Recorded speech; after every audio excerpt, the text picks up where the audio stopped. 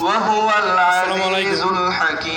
আসলে আমাদের যদি কোনো গান অনুষ্ঠান হয় বা গানের অনুষ্ঠানও এখানে যদি দেখা যায় গান হবে আলহামদুলিল্লাহ, তাহলে দেখা যায় কোরআন কারীম থেকে অত্যন্ত সুমধুর কণ্ঠে তেলাওয়াত করেছেন। মানুষের কোনো অভাব নাই। এখন আপনাদের সামনে আর দেখেন আজকে আমাদের একটি মাহফিল হচ্ছে, সঙ্গীত পরিবেশনা করবেন হুজুর মোহাম্মদ ঠিক আছে।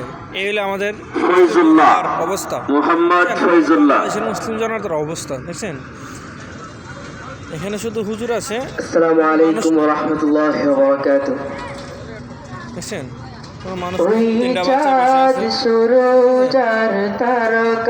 তিনটা বাচ্চা বসে আছে, শুধু মানুষ নাই। আসলে আমরা দিনও আখিরাতের কথা চিন্তা করে আমরা আসলে চলি না।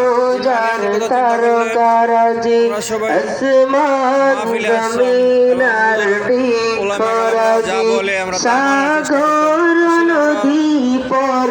এই দুনিয়া চিরকালের না, ঠিক আছে। এই দুনিয়া আসলে চিরকালের না, এই দুনিয়া আমরা ছাইরা যাইতে হবে। আমরা যারা মুসলিম যারা আছি, আমরা দিন ও আখিরাতের কথা যেখানে হয় আমরা সবাই যাব এবং